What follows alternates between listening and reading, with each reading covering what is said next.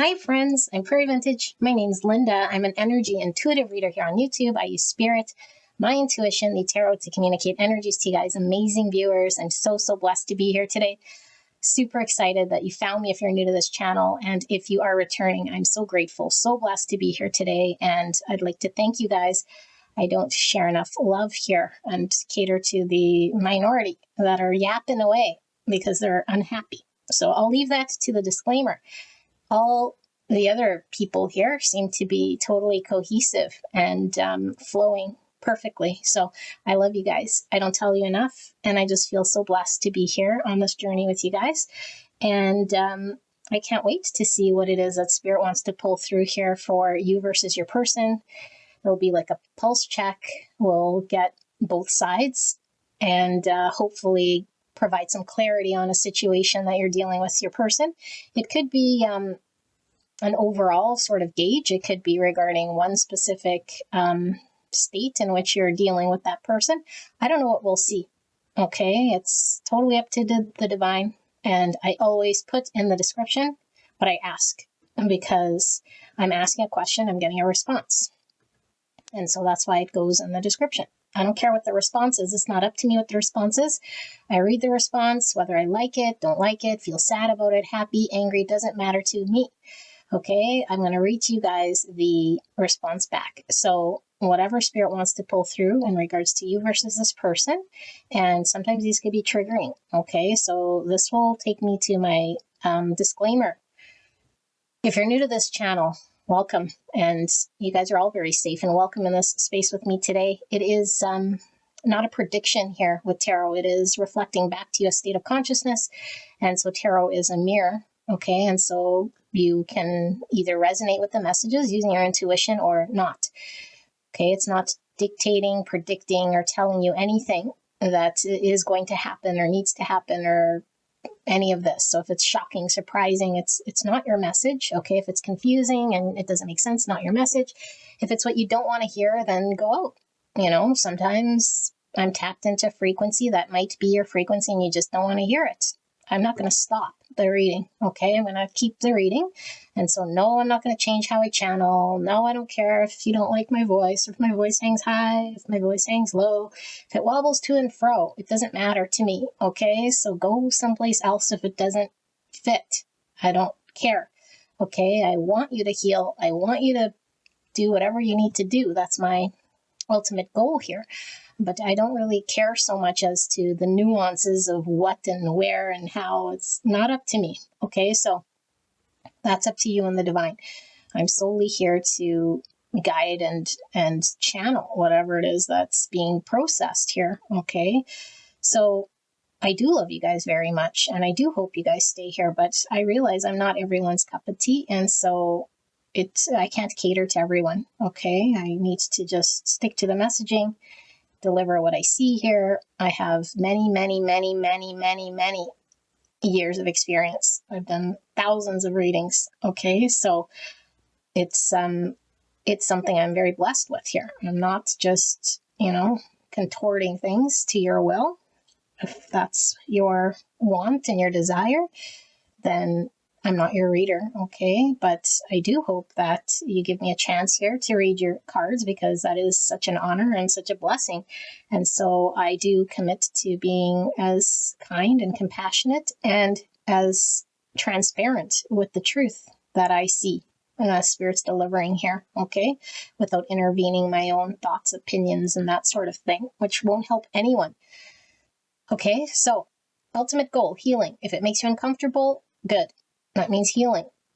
Okay, that means maybe there's something in the shadow that needs to be looked at. Good. Progress, healing, ascension. That's the goal. Okay, if this is just sort of buttering you up, then, maybe you need buttering up, but it might not be your pile. I don't know.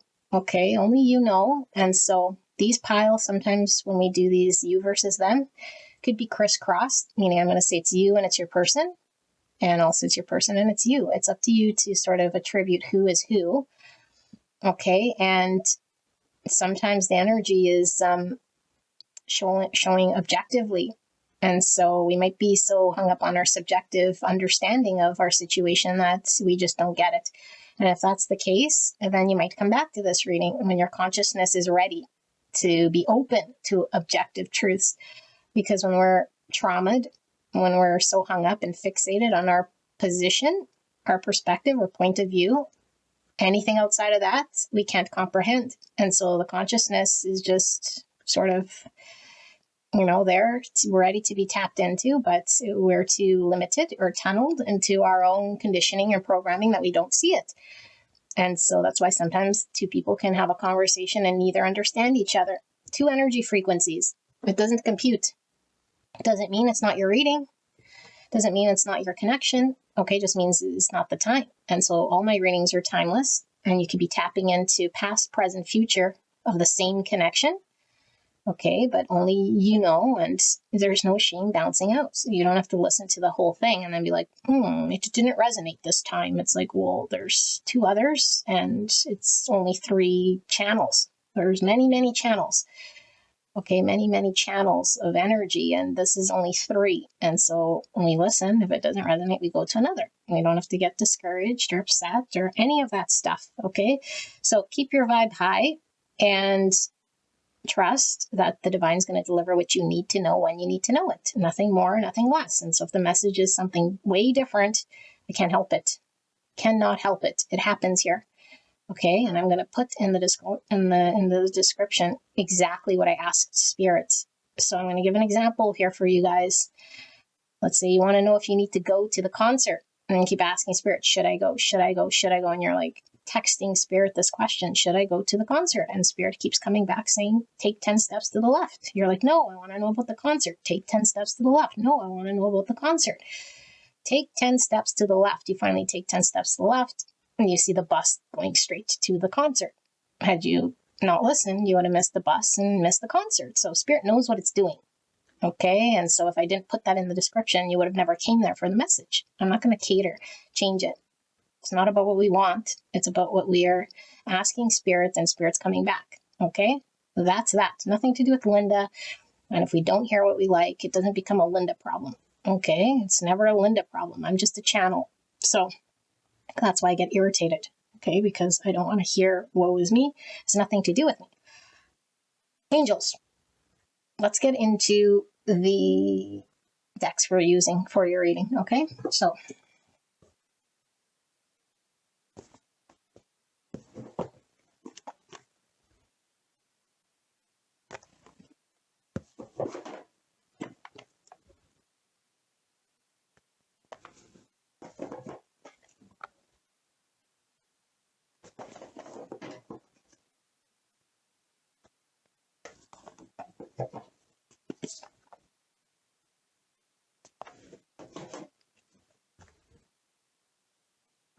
and for the tarot, we'll be using for pile 1, the Circle of Life. And for pile 2, Heavenly Bloom. And for pile 3, Divina Tarot deck. So sit with these 3 piles, decks, energies. And when you're ready, the timestamp will be in the description box in the pinned comment below. It will take you directly to your pick, and I will see you at your pick.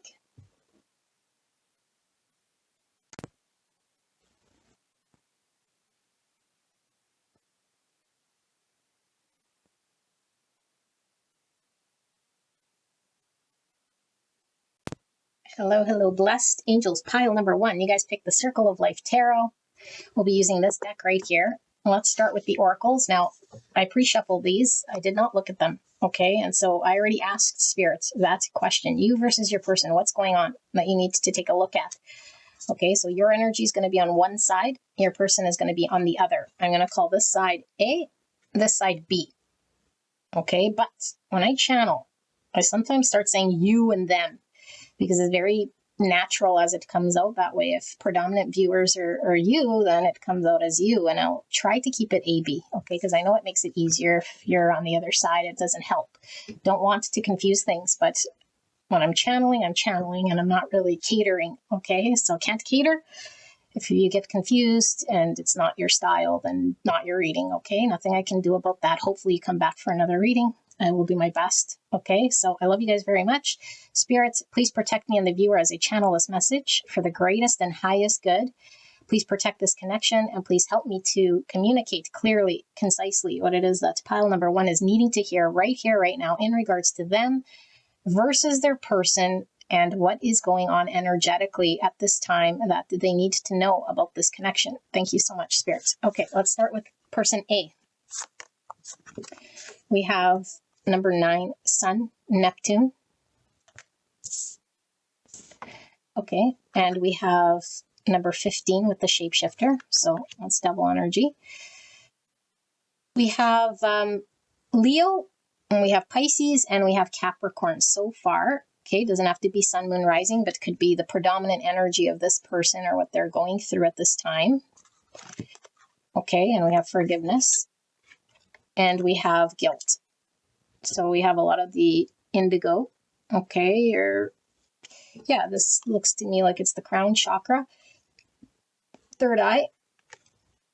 And we have the sacral with guilt.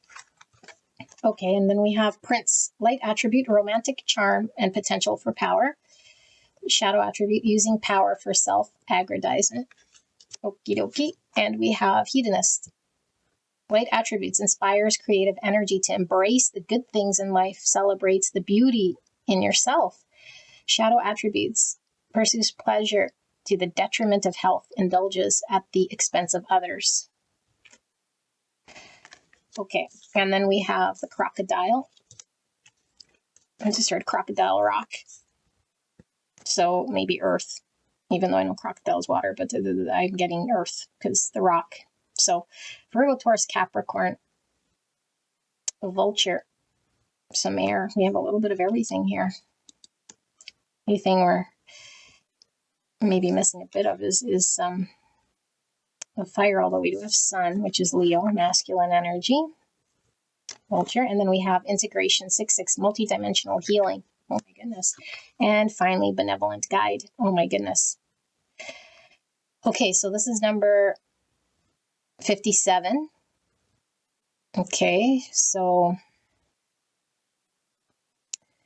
that's number 12. 12 is Hangman, Pisces energy. Let me sit here with this one. Actually, sometimes it's good if I could bounce because kind of getting, okay, let me see.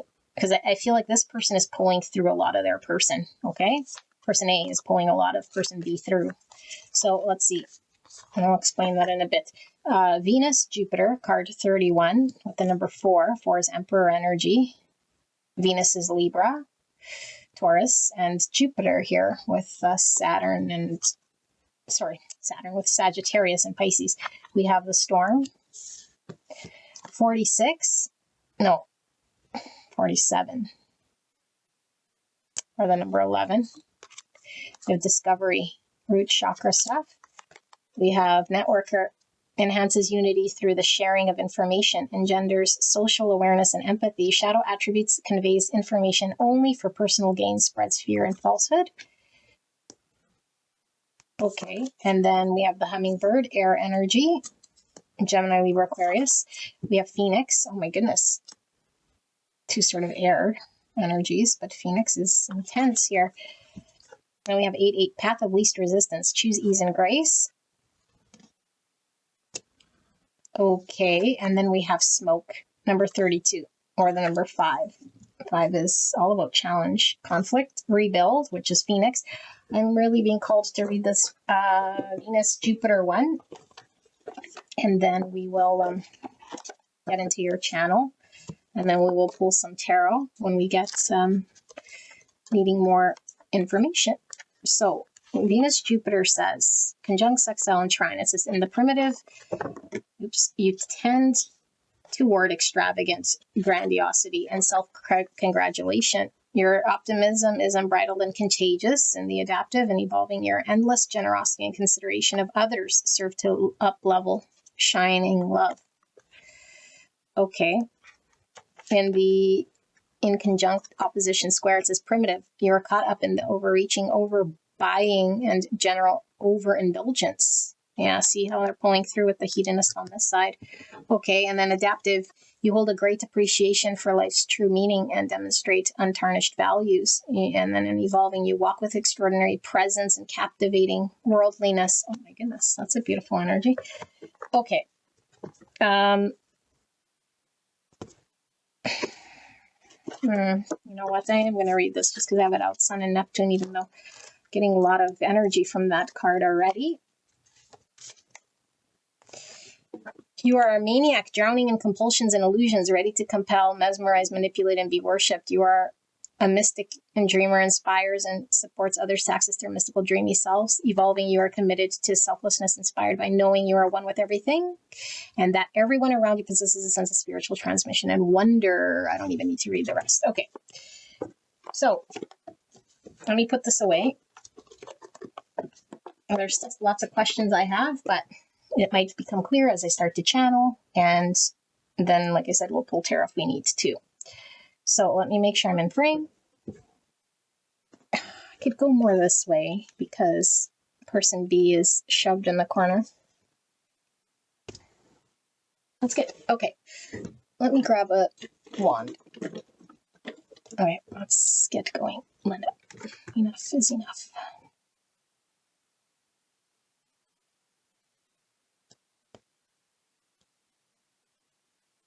Okay, wow.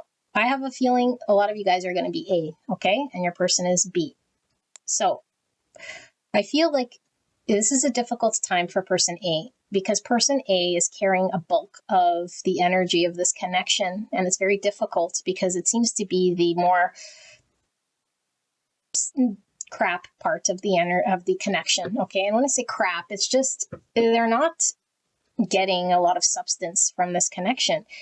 So they have to be selfless, and they don't have to be.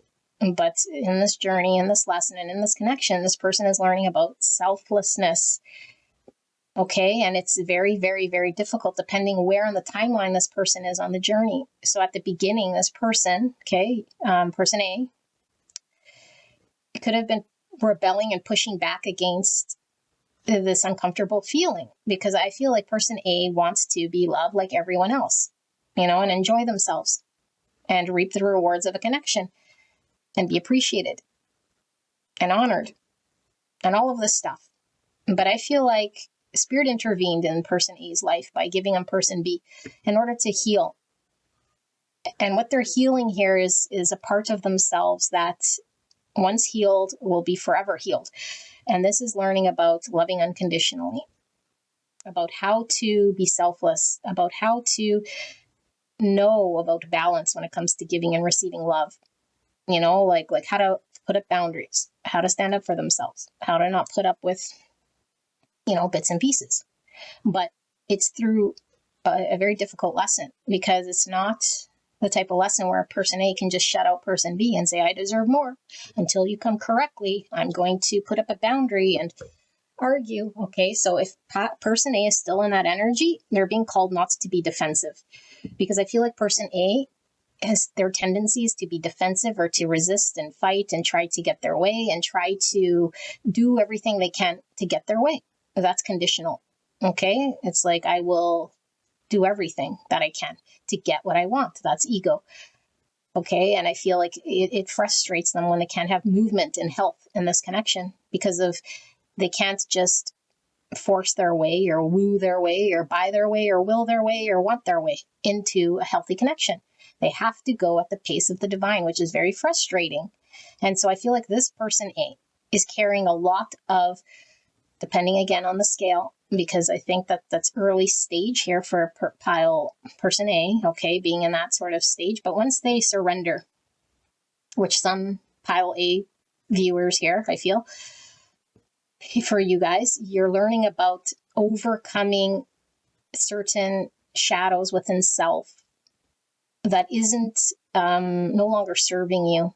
And you're seeing through certain ways that you engage that aren't authentic, in connection. Specifically, this one's highlighting this or mirroring it back to you guys, that you're seeing now as not really true to who you were. And you are trying to be something or do something just to attain some form of connection.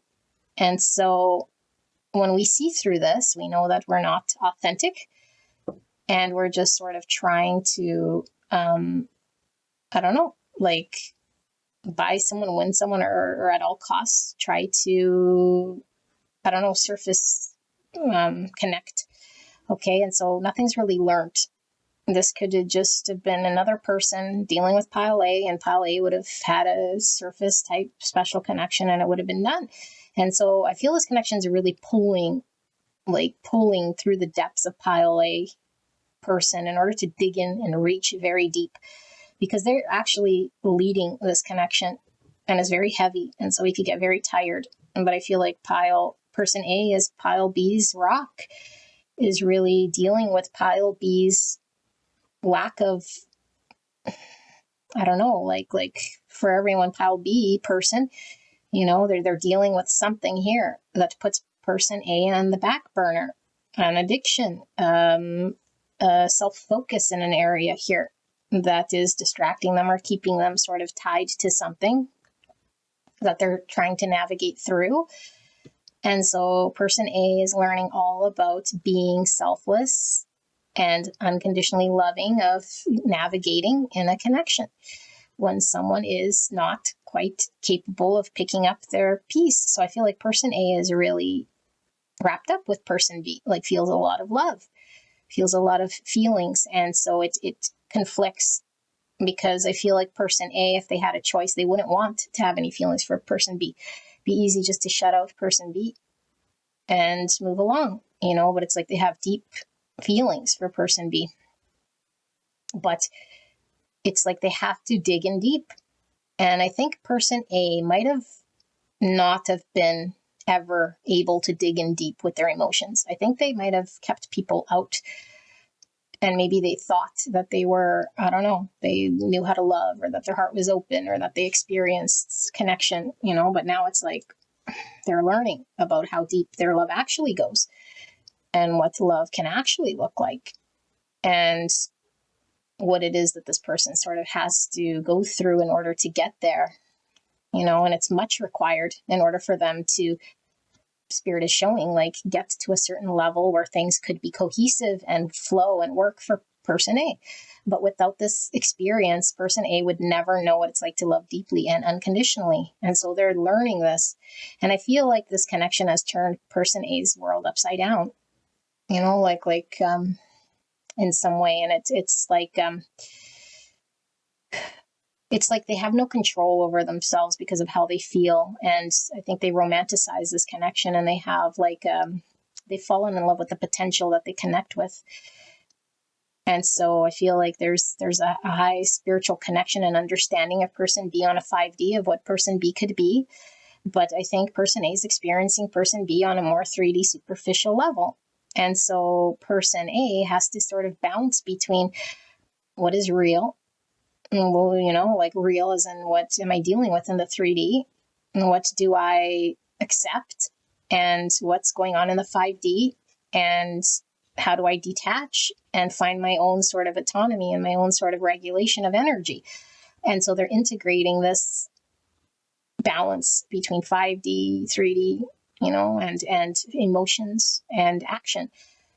And so the only way pile A person is going to overcome this is to look at their own blocks. Okay, and I feel person A has blocks when it comes to, we see forgiveness and guilt here. And so I feel like person A carries a wound or a block or an inner child, wound or shadow part of self that needs to be accepted and forgiven. Okay, and I always give the sort of analogy of the forgiveness. There's nothing really to forgive when we're talking illusions, shadows, and pains of the past. It doesn't exist no more. But if it's trapped energy, we have to release it or transmute that energy. And the way to do it is to acknowledge it, feel it, welcome it, let it come out of the shadow, not judge it. And the only way they would know that they have this wound is whatever person B is reflecting back to A is the trigger. So if person B sort of has this, I'm going to focus on myself energy, person A doesn't understand this because they've been the type of person who overgive or overinvest, and so they want to be able to focus on themselves. And so there's this need to forgive themselves and let that part of themselves come through.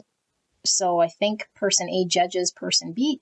They're casting judgment, but it's really a part that person A is suppressing in their shadow about how they wish or how they need to be, which is putting themselves in equal standing with other people. They're not above or below, so they don't need to overgive. They don't need to shapeshift. They don't need to do a dance. They don't need to put up with scraps. They don't need all these things that they think they need to do in order to gain love or buy love. They don't, because I feel like person A is sort of really attached to person B in some way here, and they might have unhealthily tipped the scales to like, I'll do anything, It's like, I'll do anything and then get resentful or get angry or get like defensive. It's like no one's telling them to do this but them and their own trigger and shadow. Then they feel angry for, why am I overgiving? I'm going to put a boundary. I'm going to block. I'm going to do this and I'm going to do that. It's like, no, sit with your traumas. Okay. So person B, the shit show. I feel this person here is learning about humility. Okay, like really learning about humility. I feel this person might have had a very big ego on themselves, and it's difficult when we have a big ego to accept certain parts of ourselves. I feel like this person might have been wearing a very heavy mask when it comes to authenticity with truths of feelings that's difficult for this person to talk about. And so they might have withheld or are still withholding information when it comes to feelings and how they feel about person A, because this is something this person's having to work through.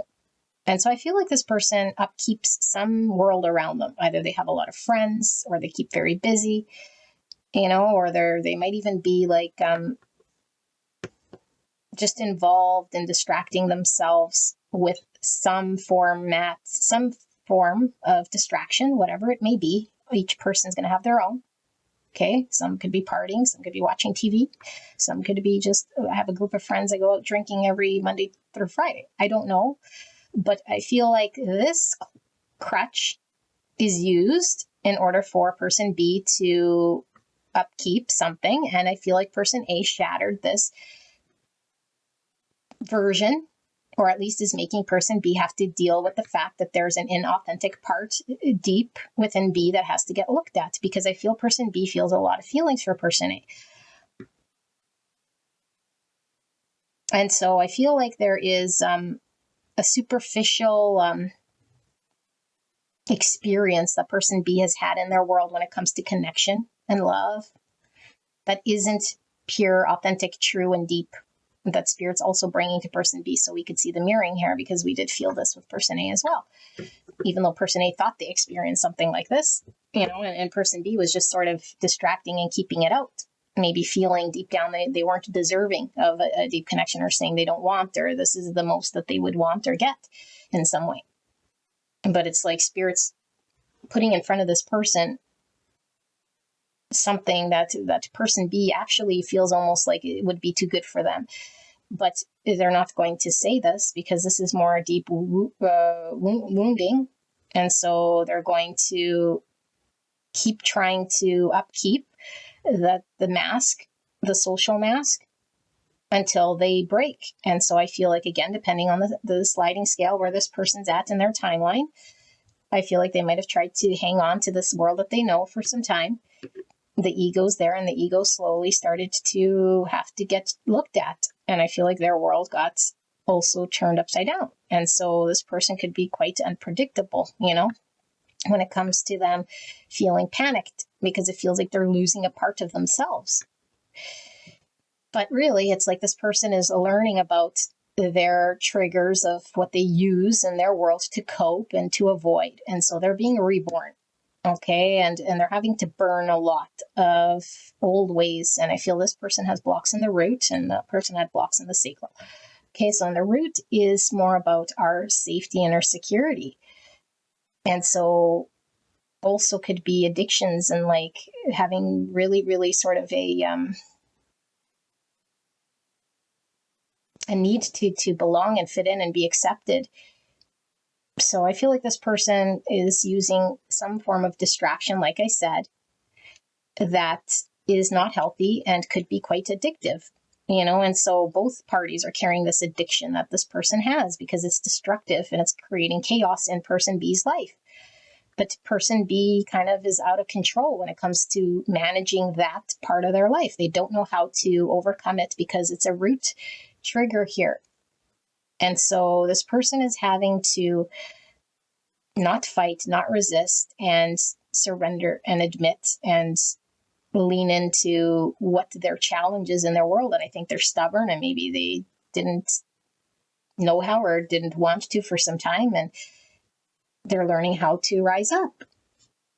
And so I feel like it was only a matter of time before person B has to, or like depending where you guys are, okay? Because I keep seeing like these scales for you guys, and probably because I didn't do 4 piles, so there's like a group of you guys here. But I feel like for this person, regardless of what the thing is, I feel like it needed to be addressed because it might have taken a toll on their health, mental health, emotional health, physical health. Like, I don't know. Like for a lot of you guys, it could be this person is really, really, really good at avoiding their feelings, like, and it's been very long. And so now it's adding to this emotional breakdown. For some of you guys, this person could have just been really, really using a lot of heavy substances. And so their health is about to like break down. For some of you guys, it could be this person is just so distracted that their mental health is just completely, like at a state, like it needed to be addressed. And so this person, what Spirit is showing here is like the awakening or the rise up of this person was inevitable. And that mixing with person A was kind of the catalyst to trigger person B into this change. But I feel like person B might not want to have change in their world. I think they're very fixed in how they like to go about things. And this connection would require them to be adaptable and move, but not just for the sake of moving, but have to be flexible because there's a lot of unpredictable feelings and things that are coming through with this person that they're not used to dealing with, like communicating emotions or not using substances or not coping with the same fallbacks that they normally do. And I feel like, yeah, like person B had a very big ego or understanding about who they are that was actually needing to be shaken up here so that they can learn humility and burn off this unhealthy part of the adaptable face that they would make here in order to cope with the pain that's underneath. I feel this person's really good looking. That's pulling through. Okay, but I feel like no matter how spontaneous this person might seem, this person does not like change. And this person feels like if they don't have control, then they shy away from it. And so they're learning to uncover who they truly are by rediscovering this more authentic part of self. But also Spirit is kind of easing them into being able to adapt and be flexible on this transition because it's a very, very, very scary, different thing than they're not used to. So they are very self-focused here, and they kind of have to be. So guidance for pile person A is like, if they were to engage with person B,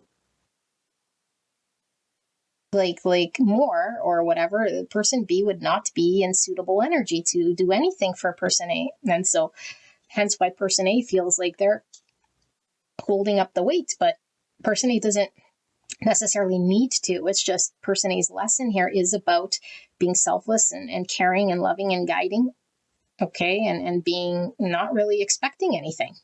Because when we love someone, we meet them where they're at. We don't have any expectations.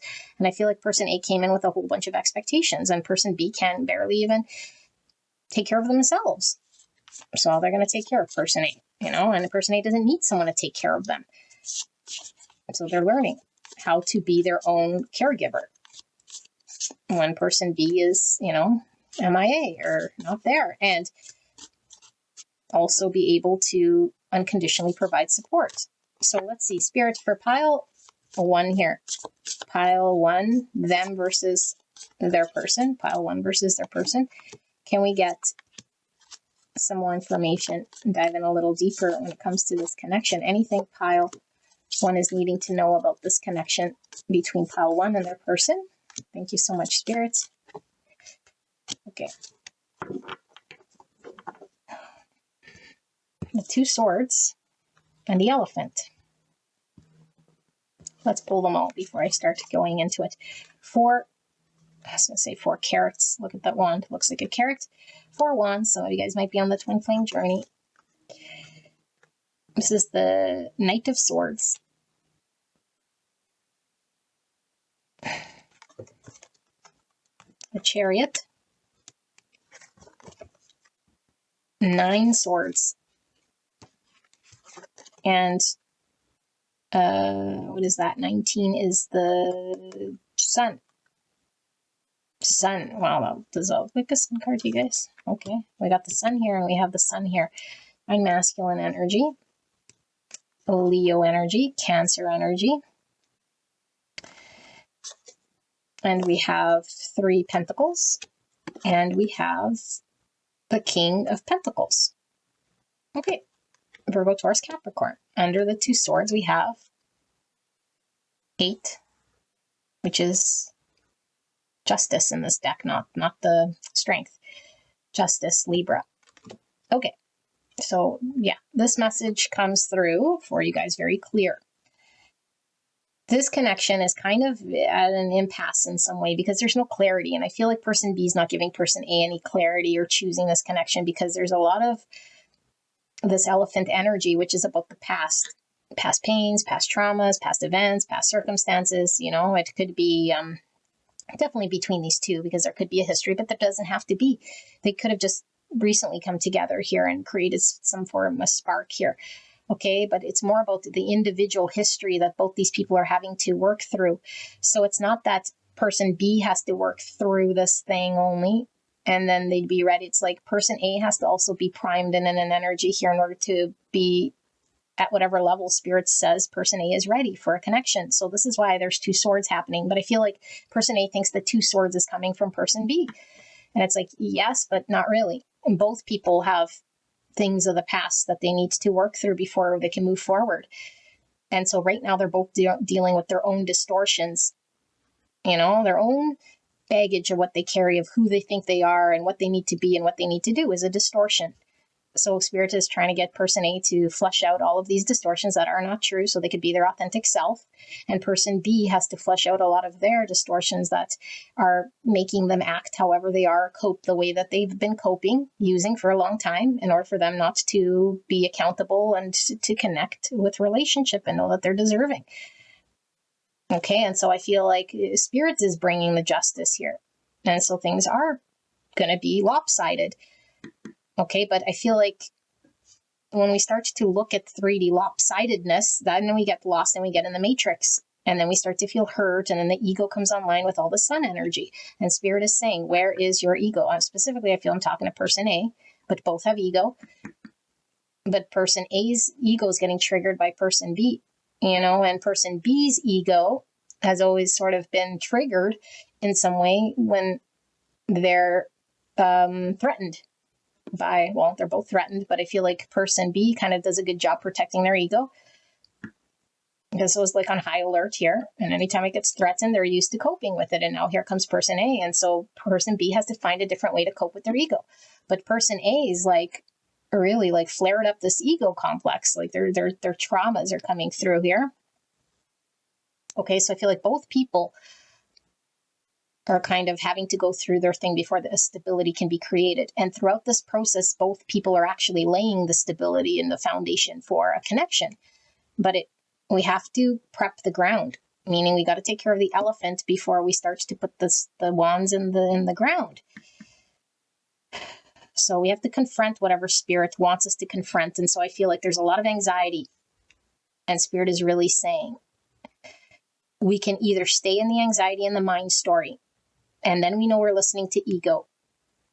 And then we start to get angry or act on ego. And Spirit's saying, integrate the shadow parts of the elephant. Okay. And I keep saying elephant, but the past experiences, the memories and the things, we have to integrate it to be balanced and healthy before this connection can succeed and move forward. If we're out of balance, if we're not dealing with those anxious thoughts and stories and things that keep us up at night, then we're not ready to win and be balanced. And so this benevolent guide, pile A, person A, has to be in a prime energy that's non-egoic, balanced, ready to lead and guide from a place of non-expecting anything in order to have success, to lay the stability and the groundwork that person A wants. Because I feel person A really wants stability, a wants person B to choose them or have an idea or give a pointed answer in order to find balance. Like person A feels there's justice in coming together, and that's the only way they can have justice. And Spirit's saying person A must integrate their thoughts in a way here. So they got to exit the mind and get into the heart. And so they got to look at their ego. But what Spirit's promising here is there will be clarity. There will be certainty where things are a little bit not clear. And you guys will find a way to work together. But right now, it's like we're not seeing maybe in the pentacle working together, but both parties, look at the purple, are working together spiritually as catalysts in order to have ascension and growth. And so there is cooperation and collaboration with the energies.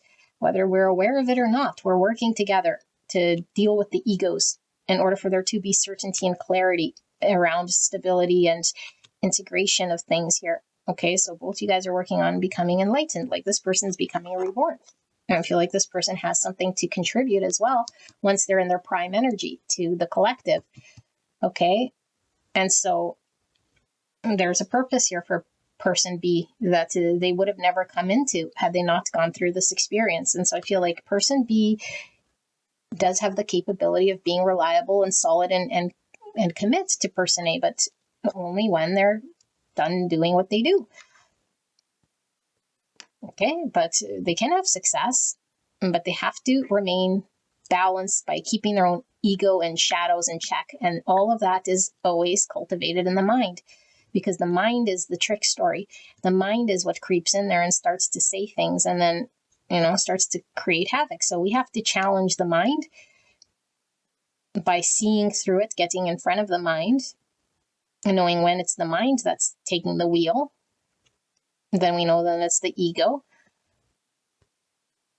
And so we got to do the groundwork. But really the work, like I said, for person A is really this dealing with their sacral chakra blocks, because there's a deficiency here when it comes to understanding about self-worth and self-love and putting self in a healthy energy without feeling resentful or angry or overdoing it in some way or trying to adapt or fit into some way so they can attain something.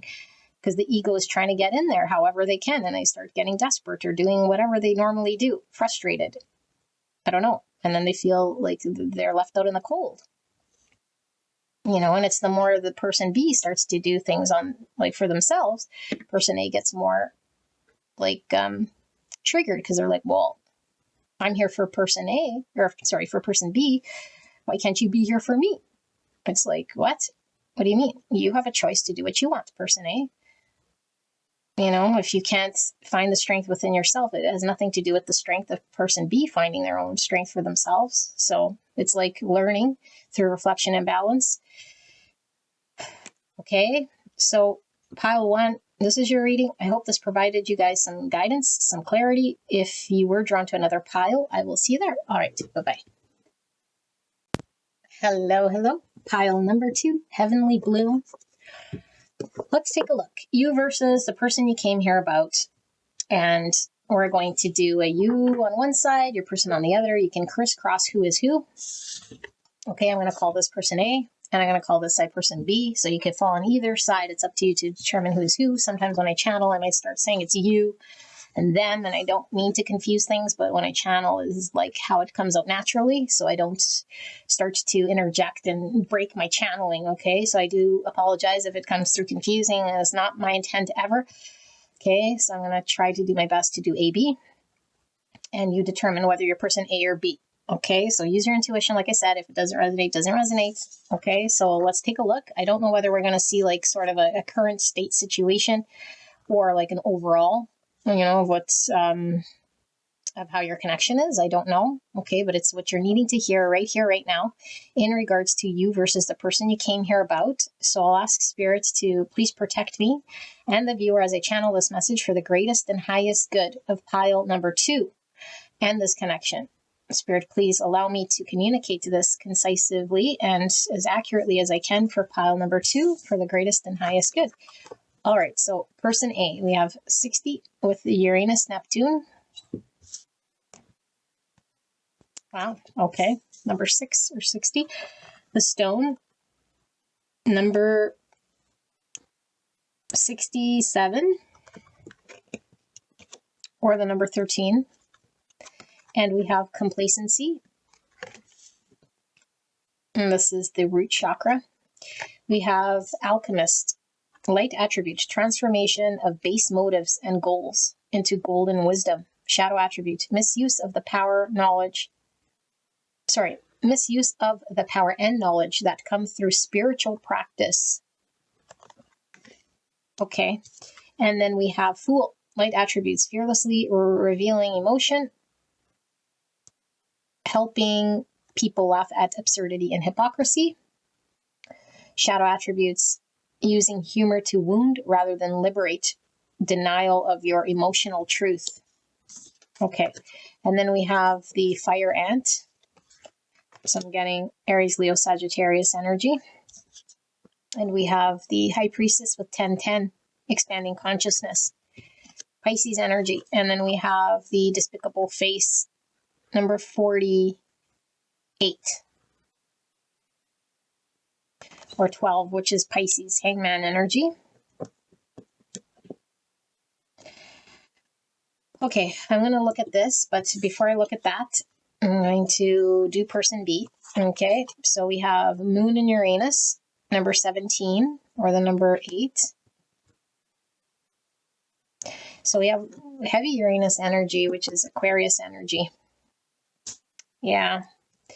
Okay, makes sense. And then 8 is all about movement, change, attainments. Also, we're getting star energy, which is more Aquarius. Moon is Cancer, Pisces. Oops. We have balance. And we have the creator, 22. 22 is a master number about peacemaker, diplomacy, healthy energetic boundaries, and divinely guided relationships. And we have gossip. Light attributes, awakens consideration for the feelings of others, honoring trust. Shadow attributes, thrives on the power of passing on private or secret information, betraying confidences. And the sea serpent. Wow, sea serpent. That's crazy. Okay, and then we have 3-3 with awareness, crystal clear vision. Look at the eye. Look at how similar these two cards are with that blue eye in the middle. I don't know if you guys can see it. And the circle here. A lot of circles here in this reading. Look at another circle. Quicksilver, 24. Could be a significant number. Number 6, Gemini. Okay, I want a few things that we are going to clarify. First, let's look at this one and see what we have here with this Uranus Neptune 60. Right here. Conjunct sextile trine. It says, in primitive state, you are lost in your own grandiose bubble of unreality and self-importance. Adaptive. You serve the collective with your unique spiritual and extraordinary perspective. Evolving. You weave a tapestry of meaning and inspiration wherever you go. People are blown away by your intuition and kindness. In the primitive, ditzy and with rebellion, you drone out all reasonable voices and ideas. Adaptive. You flourish in the environment of imagination and novelty. Evolving. You embody magic and blessings on a daily basis. Okay. Yes, yes, yes. So, should we look that up? Might as well, since the book's here. Moon and Uranus, 17. primitive, unhealed attached wounds make you emotionally abrasive and rebellious. You personify emotional freedom and self-expression. You teach others how to be afraid of powerful emotions and to embrace change. Okay. Your emotions trigger erratic and disruptive behavior. Your emotions drive innovative creation. Okay. Yes. Now I'm just going to see this. Oh my goodness. Sea serpent. And then we will begin your channeling. So I do feel there is something there I need to know. What is it, Spirit, and where is the book? The book is here. Okay, sea serpent. Poop. Healing emotional wounds. Yes, it's expressing desires. The sea serpent represents the energy of expression. Whether it's emotions, creativity, sensuality, or desire, the sea serpent helps us move and direct our energies into a healthy current. When the essence of this card is in balance, we express ourselves creatively and sexually without fear or shame. We know that we desire most. What we desire most. Our hearts are at ease and our relationships are meaningful and enduring. We loosen the grip of self-judgment. We let the cool waters of forgiveness in to heal our wounds. When the energy of the sea serpent is not yet activated, our emotions and creativity are left in the muddy waters. The current of expression stagnates in some areas of our lives, and in other places it floods. It's important to remember, no matter what the waters of emotional lives look like, the sea serpent loves us just the same. Like a mother, she wraps herself around us in a gesture of protection. She supports us as we learn to express our true nature. Okay. Wow. You guys, this messaging is very clear. Let's start with person A, who I'm going to assume is most likely you, but I don't know. You can decide. I'll call them A. Person A seems to be very fixed in their way. Very, very fixed in, I think this person's either really just logical or like has some way of being that is very fixed and structured, very rigid, maybe very stoic, very matter of fact, very conformist, very sort of yawn boring, if I got to be honest, okay? So, and it's okay if that's their true nature, but the fact is it's not this person's true nature. This person has bought into some sort of system that keeps them feeling safe and protected in the bubble that they know. Okay, and so this connection is bringing out is reflecting to this person a state of a magical world that person A really needs to connect to. And I say magical, but it's more expanding their consciousness, that there is no limitation, and that the 3D world that they see isn't the only world that exists, that there is a world beneath what they experience in the 3D that's equally as valid, if not more, because there's so many dimensions and so many things that person A can experience. But I feel like person A has been pretty drab and their life has been pretty routine, and maybe person A has invested a lot of their time just sort of, I don't know, like working or upkeeping society and just going along with the matrix flow. And so they're being called to dive into the spiritual aspects and things that aren't as fixed, so that they could become comfortable with that side of themselves and realize that that side even exists. And I think this makes person A feel very uncomfortable in some way, but they're having to dive into that world in order for them to be able to, I don't know, I feel like it's almost been forced upon them since they met person B, because if it was up to person A, they would just continue to put their head down and be in ignorant bliss and distract themselves however they do. But Spirit is really saying, with this despicable face and this mask, this person has an authentic self that needs to be tapped into and expressed and felt. They can't be stoic. They can't just shut out love and be, I don't know, like maybe this person feels like they've always controlled their emotions or have a good grasp or understanding of who they are and what they need to do and how they need to be. This is almost like very heavy Hierophant energy. So maybe their upbringing was like telling them who they had to be, what they had to do, how they have to stand. And this person just sort of towed the line. But I feel like they might not say that they've been upset or disappointed by this whole thing, but I feel like there's this coldness and there's this loss that this person has experienced in not being able to see their truest self and experience life on a deep, magical level. So their world might have been turned upside down, or is being turned upside down, by being engaged with person B, or just having gone through the recognition, the catalyst awakening with person B, where this person is having to find balance in their world. They can't just focus on the 3D world, the things they know and what's going on out there, and that's the only thing.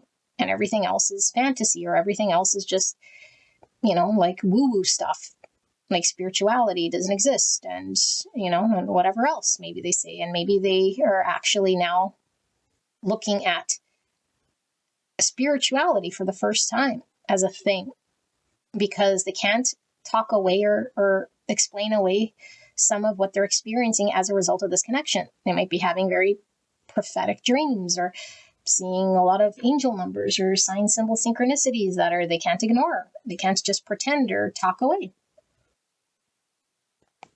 And so I feel like this person has also like a little bit of an anger issue that they need to deal with.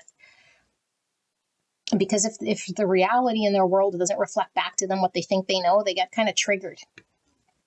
And that's what they need to heal. And I feel this connection has been triggering to them, because I feel like it's like they think they could be in control of themselves in a way here, that even to the point of snuffing out any emotions. And it's worked in the past. And so now there's like this trigger, like why, why? Like there's so many why? Like who cares why? Just start doing the work, I don't know. I know this person, if it's not you, then who am I talking to? But I feel like for a lot of you guys, it's you. And so the initial, again, in this reading, we could have a spectrum for person A, where they fall. And I feel like at the beginning, maybe person A was really resistant and fiery and angry. That's something that's going to take some time to get over. And it might have been, outwardly put on the other person, their anger. Like they have to be aware of where they're placing their anger and why there's anger to begin with. But I feel like this person didn't want to, or is resisting, or had some chip on their shoulder and is resisting, like keeps fighting against having to look at themselves. It's like, no, it's not about anyone else out there. It's all about you. You, pile person A, have to look at yourself and heal and connect to a part of yourself you shut out a long time ago. Return back home to self and look at self. But I feel like this person would rather blame external circumstances, look at other things, attach to other ideas, make up more stories, upkeep their story. And it's like, no, surrender. You know nothing. Humility. Stop being fixed. Start looking at self. Like start saying, I know nothing. And this is how we expand our consciousness. When we come with innocent eyes, without preconceived judgments and understandings and book knowledge and experiences that we think we know, we don't. And so this person's world needs to be all shifted all upside down in order for them to finally connect to the beauty of the world and the beauty that they could have within them. But I feel like it's so removed that this person is not connected to that part of them. And it's kind of sad. But they sort of just kept in that world with the complacency and the fire ant, like punching a clock or going to work or doing the same thing. Or now it doesn't have to be the physical same thing in the 3D, but their application in the 3D world was the same. I do this and I do that, and that's my reality. It's like, I don't know. It's without judging them, and just I'm getting irritated because they're their own worst enemy, because I feel like the universe is giving them a blessing for them to deal with, and instead of looking at the blessing, this person's cursing or fighting or angry or resisting. No, implement it, integrate it, work with it. No more through a different dimension rather than the one you're used to. It exists. Stop fighting it. Okay, person B. So what's going on with person B? I feel like person B is a creative type here, okay? But I feel like this person is really out of balance, I find. And the reason they're out of balance here is because there's a lot of deep-rooted stories this person tells themselves about themselves that projects outwards into the world, is harming to them. So I feel like they have a lot of destructive relationships. where they do things that don't make them feel good. You know, like I don't know, it feels to me like this person is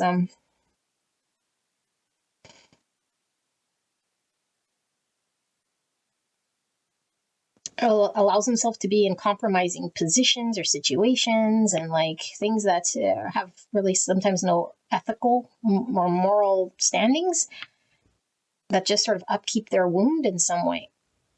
And it's like they do this until they see that they need to heal and love a certain part of themselves. And so I feel like they're lost in this understanding of who they think they are until they find out who they actually are.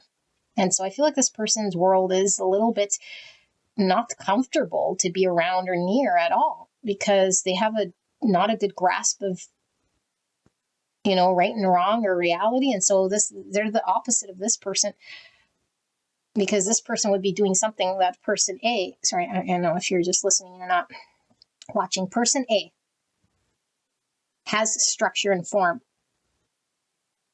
And so person B would drive person A nuts, because person B has sort of no form or structure. They're just sort of floundering here and doing it to themselves and putting themselves in situations that would make someone like person A feel very, very uncomfortable. Like they have no control over their choosings and their doings, but they're hurting themselves by not having good sort of, I don't know if it's internal integrity, because the wounding is speaking, the wounding is acting. And so this person might have multiple sexual partners, or just like, I don't know, just be with the wrong crowd or let the wrong things in, or just like every day it seems like it's something else, like drama or ditzy, or I don't know, it just seems below this person. It's kind of, again, without judging it, it kind of feels like it's a big turnoff, because they're not standing in integrity and value and strength. It's like weakness and choosing to belong and choosing to degrade themselves or choose to do these things. And I don't know if that they see it that way, and in fact, maybe there is no choice, because they're just living their journey of having to heal this wound. And so they kind of don't see it as that way. And they're just kind of all chaotic and like it chaotic for some reason here, but they don't really know any difference. So they don't really like it, but they're acting like they like it, or they're choosing that.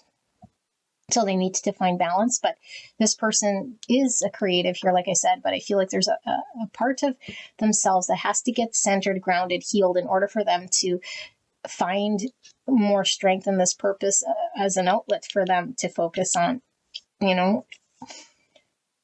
And so for some of you guys, they might focus on their creative thing as the only real stable thing that they have going on in their world. So they may like to write or paint or draw or sing or dance or act, whatever the thing is. But I feel like it's not at its prime, or there's more purpose that they could do in this realm when they heal whatever they're needing to heal here.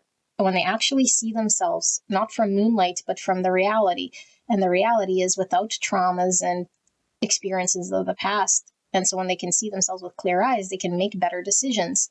And so I feel like their reason for connecting with person A is because person A has a lot of structure here and is creating a mirror for person B to look at themselves and how like wobbly this person is, like I just feel like there's no integrity here or something like this, no dignity. I don't know. It feels very, very yucky sort of energy, if I got to put a word to this thing.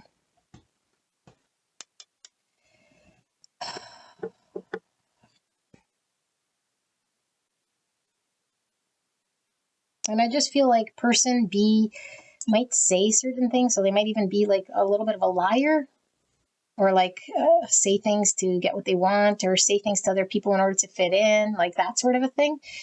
Doesn't feel very good. And so person A might have got lied to by person B, or might have believed person B because person B was sort of trying to, I don't know, maybe buy or fit in or get with A in some way here, but it was all just this more about them or more about the wounding than actually the thing they were trying to communicate. And it's like sometimes they just like stirring up trouble for the sake of it if there's nothing going on. You know, those type of people that just like, they're not comfortable unless they're dealing with drama. That's really it. If there's no drama, then it's boring. Or if there's no drama, then I have no purpose. It's like, what? What's the wound they have? They got to create their own drama. If drama's not happening to them, if I'm not getting, beat and whipped, then I deserve to go through pain and suffering here in some way. So I'm going to do what it takes here to get myself in a pickle. So they're searching the pickle. Okay, so let's see, spirit of this energy. I'm getting irritated about these people, but I shouldn't. I think this is the energy they both have towards each other, but I feel like specifically A is really pulling through because I feel like A is irritated and I could see why. They're like highly just this like buzz, and that's kind of how I'm channeling it, is like, just wake up, stop it, because person A can see that person B can just not engage and then be totally in the clear. It's like you're doing it to yourself. You don't need to engage with those people. You could change your world, your life, your decisions. It's up to you. Because as far as A is concerned, B has the choice to make decisions, and they keep choosing poorly. But according to B, they're not really in control. It's the wound that's talking. So as long as they're not dealing with their wound and their moonlight, their world continues to be upside down with that Uranus energy. Okay, I feel they need to be awakened to the truest version of who they are with this crystal clear vision and have awareness of where they're challenging themselves. And this is what person A is bringing to the table. So let's see, spirit. Pile number 2. I'm going to look with the tarot. What is it that pile number 2 needs to know about them and their person? This connection. Clear and concise message for the greatest and highest good of pile number 2. And this connection. Please protect me and the viewer as I channel this message for the greatest and highest good of this connection. Thank you so much, spirits. What does pile 2 need to know about this connection? Queen of Cups, Cancer, Scorpio, Pisces energy. The Knight of Swords in the reverse. 8 Swords in reverse and 6 Cups. Why is this Queen of Cups here? We have the Ace of Cups in reverse. It's the Knight of Swords here in reverse. Death in reverse, Scorpio energy. The 6 of Laurels, which is 6 Pentacles. And the Queen of Swords. So that's Gemini, Libra, Aquarius. And then we have 3 Wands. Okay, let me sit here with this 6 of Laurels.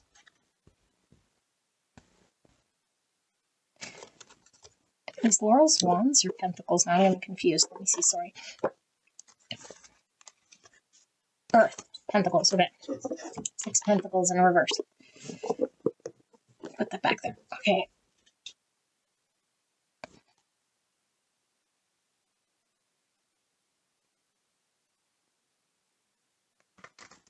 Two of Pentacles in reverse. Okay, some of you guys, this is a same-sex connection. Okay, not for all of you guys, but it could be you guys are both encompassing the same type of energy. So if we're heavy in the feminine energy, then we're heavy in feminine. If we're heavy in the masculine, we're heavy in the masculine. Both. Okay, but I feel like for some of you guys, it is like actual same sex. Okay, so person A is having a heart opening. They're learning about compassion and love for the first time because I feel like they've blocked that out. We already went through this whole thing. They might be resisting, fighting, and not confronting this. And so I think they are resisting, releasing, and going through a process of transformation. But this transformation will allow this person to dive into their own heart and learn how to love, like actually learn how to love. So I think they're resisting right now. That's what's going on with A. They don't want to acknowledge or deal with. And so when they acknowledge the love they have for B, what they feel here for B, in order to find it through themselves here, self-love, and connect to that heart space, This could be just the lesson, is like for them to learn about self-love and connecting to heart, regardless of what some other person's energy might be in. And so I feel like person B is in a situation here that doesn't make them happy. And like I said, they could be in a bunch of different situations in a given day. It seems like something different, but the overall energy of this person seems to be stuck in some perpetual, it's not emotionally solid and creating stability in this person's world. So they're out of balance and they can't give to person A because they still have these wounds that they need to deal with that most likely generated at childhood. But they feel connected to A. There's soul recognition to A. They haven't forgotten about person A. I feel these two might be in separation. And I feel like B cannot give to A in a structured, formal way. And only when A starts to do this healing and this transformation will there be a shift with person B. Person B can heal their childhood wounds. They can start to leave situations that don't emotionally fulfill them in a full way here that they deserve. But I feel like both parties are potentially very fixed in their own mindset of what they think needs to happen and how they are. And so I see a lot of purple, which tells me there's a spiritual understanding and spiritual work that needs to be done. And I really feel person A is in control of this spiritual journey, because I do feel like person A is leading and has to move forward with this transformation of self in order for things to shift in this connection. Because when we're in a spiritual journey, two souls are together. So when one moves, the other one moves. They have to move. And so if it's blocked and stuck and one person's stuck, is because the other person is being stubborn. And I feel like person A is very, very fixed and stubborn. They're not wanting to confront what it is they need to about themselves and their spirituality. No. And maybe they don't know how. I don't know. But they're not. They're resisting and fighting it, like I said. And so it's like, no, I don't want to let go of the world that I know. There's structure and stability there. It makes sense. And so every time they're around this person, they're reminded more of something within them that tries to cling to the world that they know. It's like they don't have to go to the polar opposite extent. Like this person is certainly out of balance. And that's probably why it's triggering, because this person is more clinging to the structure and the form, seeing this person completely off kilter. And it's like, well, both you guys are off kilter. Both you guys are learning about balance. Both these people have to learn how to balance their spirituality, and their emotions and how they engage and give of themselves and know what it's like to connect to the heart space here, not just in the mind, so that things could progress and move forward and expand and have growth. Yeah, so I just feel like these two people can't come together or choose each other in this way because they're stuck in needing to do work. So let's see if we can see some more. Spirit for pile number 2. Can we see some more? What is it that pile 2, the viewer here, needs to know then about this? Is there anything more I'm missing? What if they're on pile B side? And they're not pile 8, person A. Like, what more do I need to know? Can we channel whatever more needs to come out for clarity for pile B? Or pile B. I'm sorry, for a person in pile 2. For the viewer in pile 2, spirits. 2 swords, a lot of purple again, 2 cups. The Fool, Aquarius energy. Why is 2 cups here, spirit? Oh my goodness, what's wrong with me? Why is 2 swords here, spirits? We have the Ace of Cups in the same position in reverse. We have the Tower. And why is the Fool here? The 5 of Swords in reverse. And the Queen of Cups coming out again, but now on the bottom, and the High Priestess. Okay. So, Pisces, Scorpio, Cancer, Aquarius. 9 swords. If this connection is stuck, I feel I'm talking to A, and I feel like this is what's coming through here. If you're B, I don't really have anything for you because I feel like A is leading. Things are stuck. A really needs to look at their spirituality. And they got to let go of that matrixy world or understanding that they have. Whatever they think a connection means or whatever their understanding is of connection, they don't know anything. And the reason they don't know anything is because they haven't connected to their heart yet and allowed themselves to feel and love from an unconditional place. for themselves so that they can be able to receive a 2 cups with someone else. It doesn't have to be someone as shoddy as this person, but that's what they have to learn about in order for them to be ready and primed and of substance here to show up into a connection when it comes to giving and receiving emotions and love from a pure, spiritual, open heart space. That's where love comes from. And so they have to come baggage free, ready to risk it all. And if they're not, then they're still hanging on to the tower that they know. And they create 5 swords and they create a 2 sword situation where there's an impasse and nobody heals. So they got to get out of their own sabotage ways. And I feel like person A really is being pulled to their spirituality, to trust their intuition and guide with their heart and be more compassionate, more loving, more understanding. And they might be getting a lot of their psychic abilities opening up, which is scary for this person, especially if they've always been sort of fixed in the matrix world. It's like, what are these dreams? What are these signs? What is going on here? I'm completely confused. Okay, well, they're used to being in their mind. And so I feel like all of this is creating sort of a chaos in Pile A's world because they're having a dark night of the soul. The world as they know is shattering. So they have a lot of anxiety and stress and mental thoughts, repetitive thoughts, and potentially repetitive thoughts about this connection that keeps coming in, holding their mind hostage here. Because what Spirit's really doing is, like, every time they go into the mind, Spirit is saying this is going to be suffering until we get into the heart. Suffer until you start to question spirituality. Suffer until you learn to surrender and deal with this other dimension. Because we're not just 3D bodies. We're spiritual beings in meat suits here. And Spirit wants to give person A a 2 of cups. But they keep resisting and fighting and thinking the only world that exists is the mental and the body and the physical. It's like, no. So we need to learn about self-filling our cup, self-love. Okay, so then things can move here. But let's see, I feel like I need to give more about person B for some reason. Like, I just feel like, what's going on here with this person? Maybe they're just really, really removed, from the scene right now, dealing with, it seems like they're acting very beyond, below their age or something. What's going on here with B? I feel I need to give more information to A about B. What's going on here with B, spirits? Please help me to understand this craziness that I've never seen before. Queen of Cups again. Cancer, Scorpio, Pisces for the 3rd time. The World. Okay, Spirit's just saying end it here because, yes. Okay, yes. Okay. Beautiful people. What's going on? You might have resonated with pile 1, 2 of my last reading. The one that was really annoying that we didn't want to hear. That I shooed you away. And why I shooed you away is because person B is off limits. Off limits because all pressure's on person A. And pressure on person A is to release, surrender, change, accept, allow things to shift. They're transforming. They're resisting the change. And they're not going to have success if they're out of balance.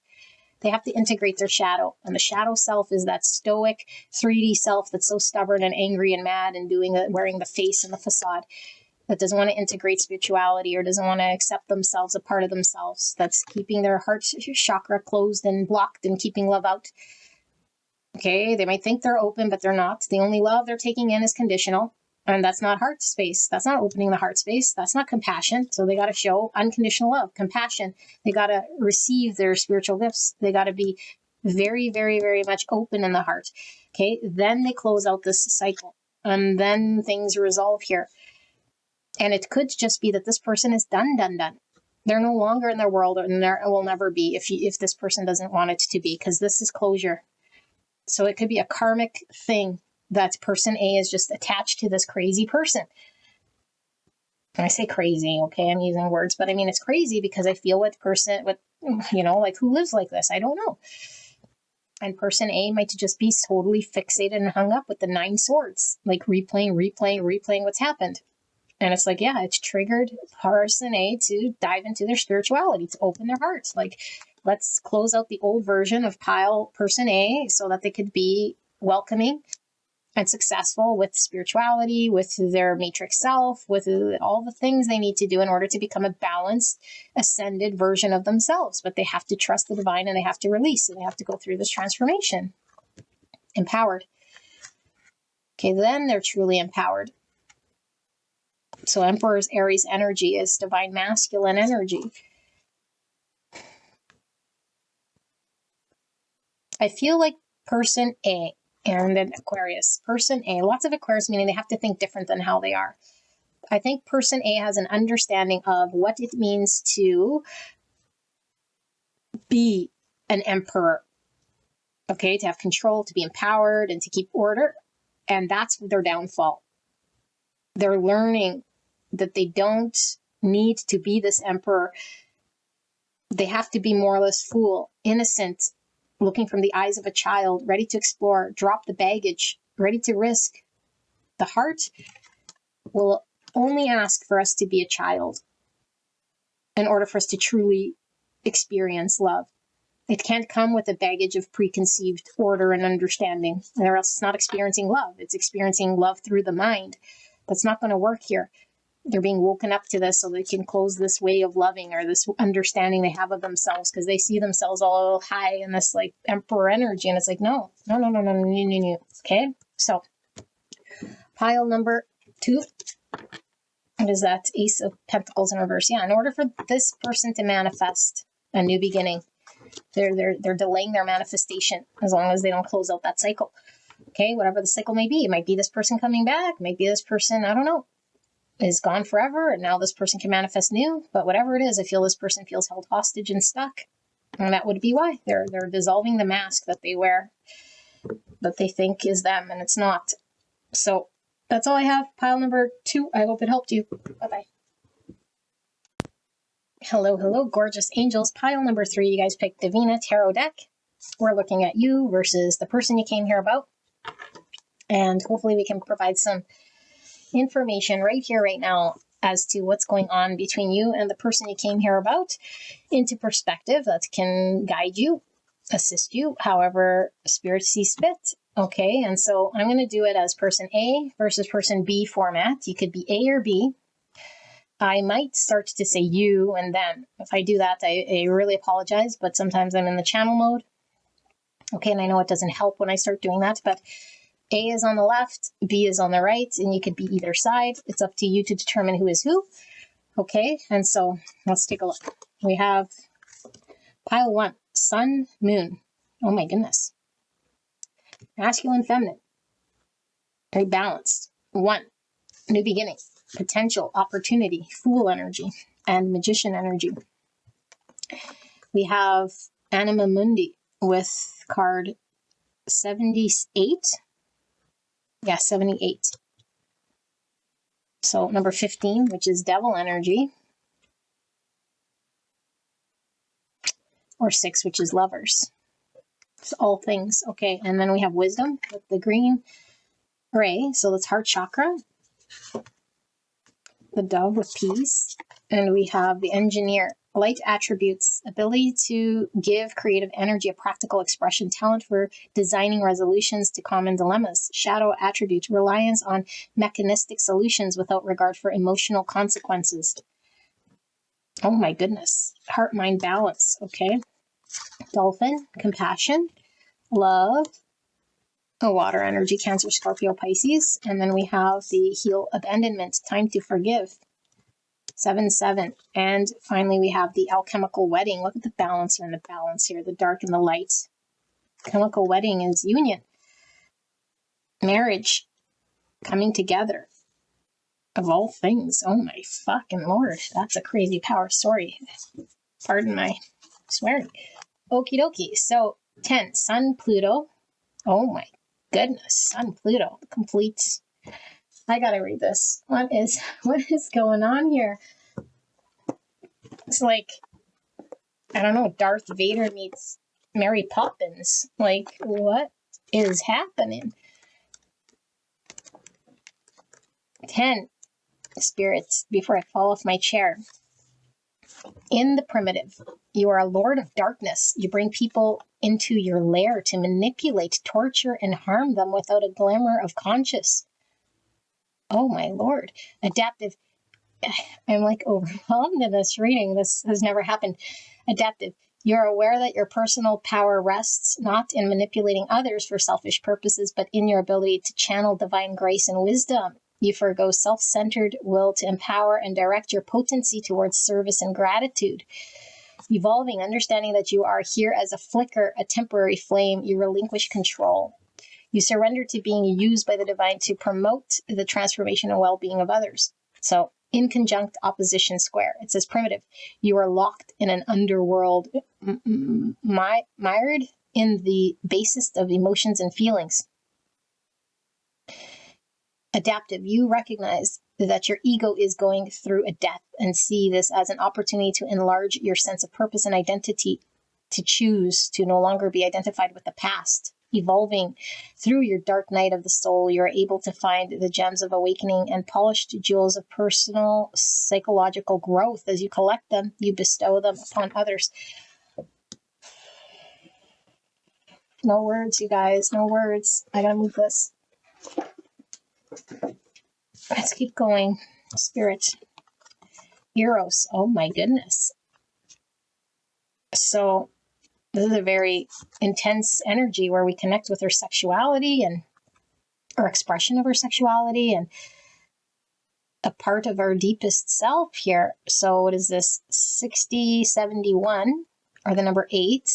8 is giving me the strength, but the lion is about the animalistic urge. It could even be aggression here. Oh my gosh. Okay, Leo. We have confusion.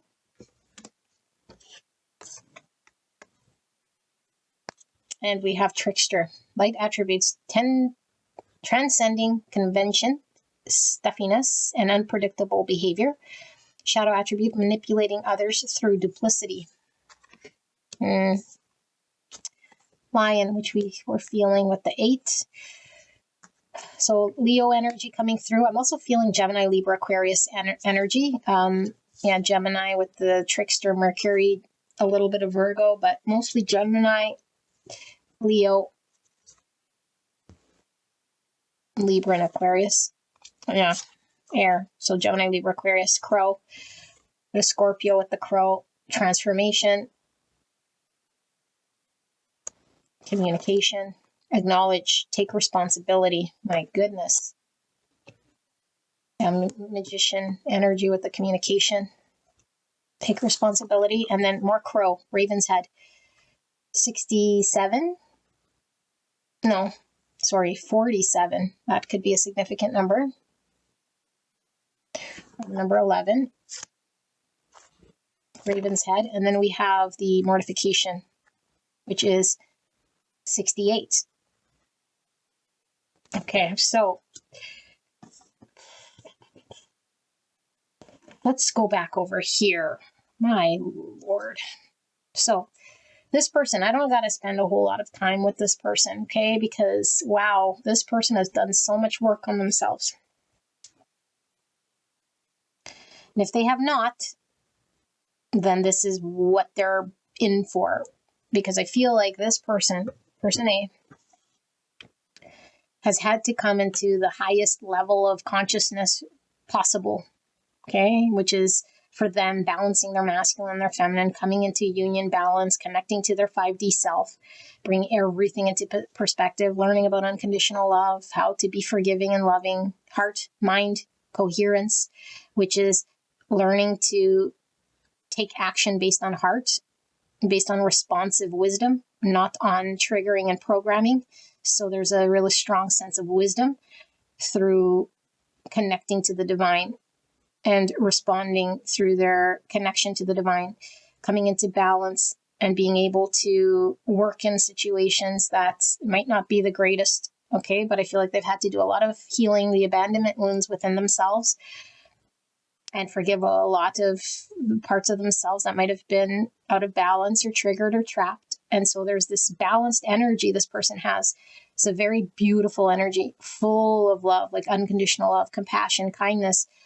Okay, and if they're not there yet, that's where they're going to in order for them to gain balance. And I feel like that's where they're sort of, at for the most part, or that's what they're working through. It's so light, it's so beautiful, it's so loving. I can't even express to you how amazing this is. Okay, and I don't know if it was triggered predominantly through a bad experience with person B. But I feel like person B, like I was reading here, like, what the fuck?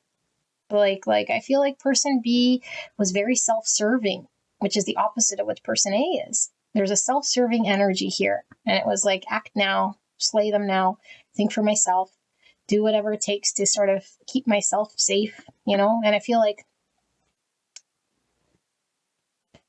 I don't know, I feel like there was some sort of sexual thing here that's happened, you know, and maybe it was in the past, or maybe this person, like,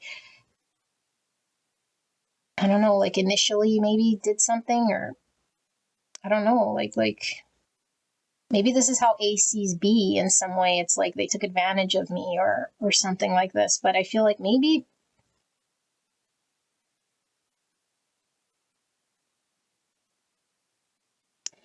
I'm feeling two energies here, like two different sort of things.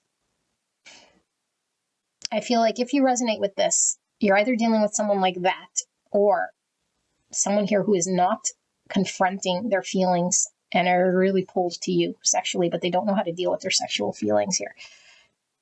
And so I feel like there's a lot of repressed energy here and a lot of big ego when it comes to allowing themselves to naturally navigate what it's like to feel and connect sexually. Like this person has a lot of challenge here. So they're pretending or lying to themselves and in fact, like trying to manipulate this connection and this situation in a way that pretends like it's going in a certain way, smoke and mirrors.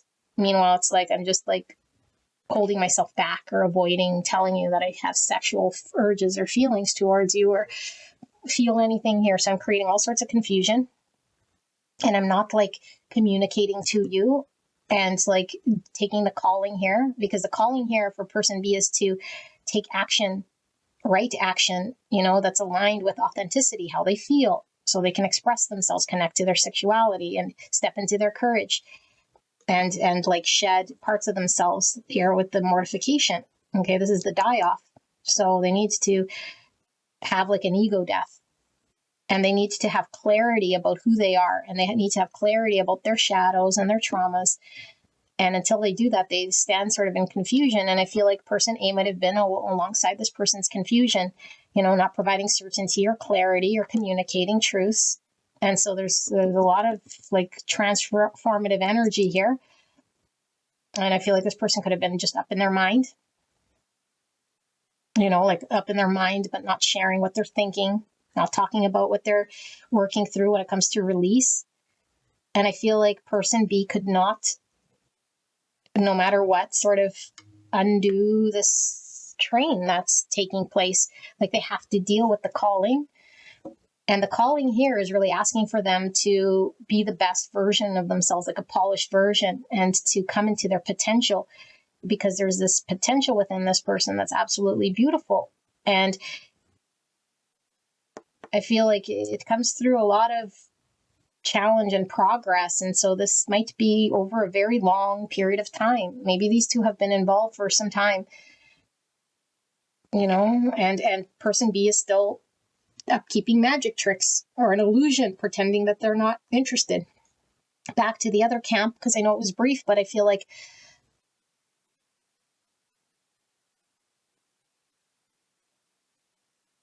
okay, so I feel like potentially person A might be questioning whether person B is interested in things, like, are they just sort of using me? And that was coming through like using me maybe sexually, or like using me in a way here that doesn't feel good for me. And so that first camp I was feeling was maybe through the eyes of A, where they're questioning, you know, like, why am I even engaged here? Because I feel like B hasn't done any attempt in a very good way here to eliminate the trickster energy. So person A has every right to not trust or question the integrity of person B. But I feel like person A is intuitive enough to know, especially after all this, that there's something here, that this person is just resisting and not wanting to acknowledge and see. And so they're keeping their cards very close to their chest, but it's like they're standing there stubbornly in the confusion that they've created in this connection by saying they're like not choosing or not wanting to see. And Spirit's like keeps poking them back in the direction of pile A, person A, in order to deal with themselves, because dealing with A means them dealing with themselves, taking responsibility for their own self. Like, I feel this person might have spent their whole life not taking accountability and responsibility for the fact that there was a big disconnect in how this person would deal in relationship or connect with themselves.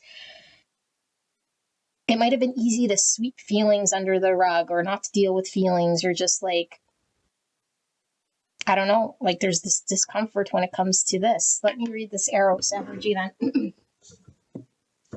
Why don't I know where the book is? Oh, here.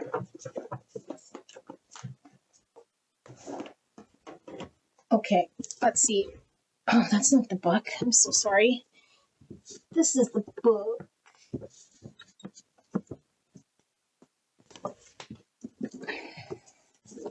The book? Yeah.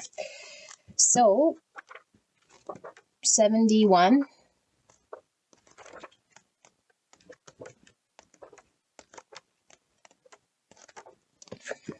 Is it near the end? Right here. Love as desire, eroticism, and sensuality. Though Eros can be depicted as unbridled sexuality and eroticism, a more contemplative understanding of this archetypal energy leads us to the root of the desire itself. What do we long for? Why are we awakened by love? What makes us hesitate in the face of intimacy? Oh, Eros reconnects us with the primal longing to merge with another human being. Nature, music, art, plants, food, or anything that we perceive we are separate from. Eros allows us to momentarily unite. Our hearts embraces otherness, and in doing so, we further understand our own. Our life force awakens. This card reveals an inevitable initiation into the love's labyrinth. You may find yourself swirling in a new territory of desire and sensuality. Explore the labyrinth with a curious and honest heart. And remember, though the way is circuitous, you are always being led towards its center. Okay, so, yeah. Took a bit here, and it could be why it's taken a bit to dig into this is because this person has like this shell that keeps people out of knowing how they truly feel. I think this person has a very uncomfortable way of dealing with their sexuality, and like they suppress a part of their animalistic nature, which is to feel, like passion, and they might be awkward sexually, and they might really resist emotions and feelings of love. And it's like Spirit saying, like, it's time for them to experience love, and it's very awkward for this person. And so I feel like this person has a difficult time communicating, period, when it comes to that part of themselves. And it is time for them to release this. And so they're going through this death process of that version of themselves. And there's sort of no stopping this part,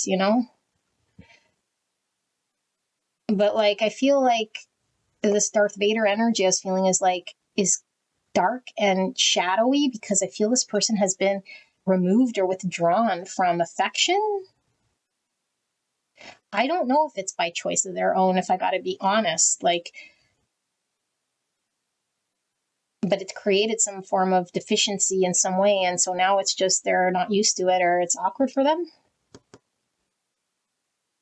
Like, they're not fooling anyone here. So I don't really understand. Like, I have a lot of questions, and maybe that's the confusion, is like, what? Like, and this is maybe how they feel, like it's uncomfortable territory. They can't make sense of it. And is it because they can't accept certain parts of themselves in the shadow here that they're resisting and pretending don't exist? So there's resistance and fighting, but then there's this like ego about them that doesn't want to acknowledge, or like, why are they stubbornly not wanting to acknowledge is what I don't understand. It's frustrating. Okay, let's see. Spirit, pile number 3. What am I looking at here between pile 3 and their person that they came here about? What is going on between person A and B here? Spirit, clear and concise message for the greatest and highest good of pile number 3. Please protect me and the viewer as I channel this message for the greatest and highest good of pile number 3. And thank you so much, pile 3, for allowing me to tap into your energy. the energy around you at this time. I'm truly blessed to be here.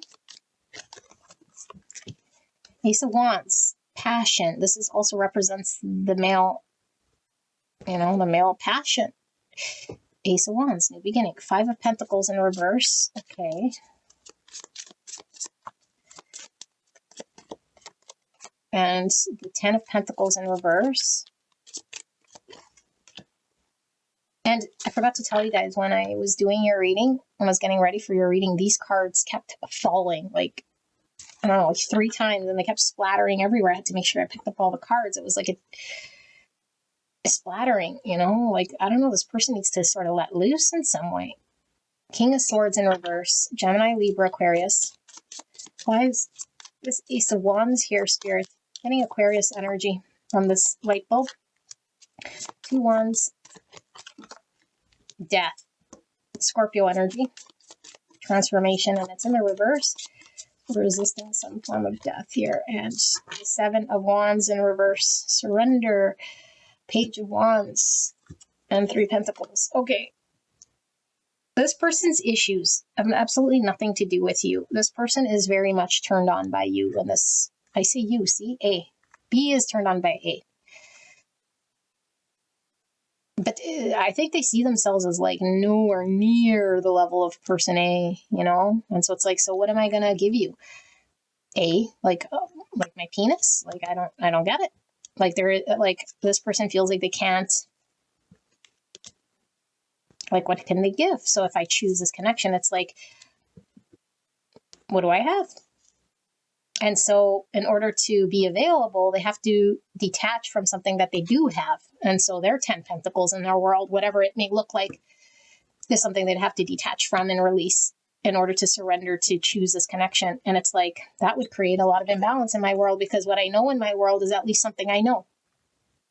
So my world already has a structure. My world already has an understanding. My world already has something that's balanced in a way that I can deal with and cope and understand. And what's going to happen when I surrender here and let my guard down? And then I got to work with you. But to work with you, I got to provide something to be the balance. And I feel I don't have anything. So what am I going to do here? Like, do I want to go in your direction and explore? Yes, but here I am feeling like a page. And this energy was really intense, you guys. So, like, wow, like, this page is not going to go anywhere near this, like, person, offering them a nothing. I feel like they're offering them a nothing, and they know that they have to work together and, like, collaborate and contribute. Like, they have to do a contribution, and they feel like they're not coming with contribution, and it wouldn't be balanced, or at least that's their understanding. And so it's like, if I pretend you don't exist, if I pretend, then you could still be this beautiful light in my world. It's actually really sad, because it's like,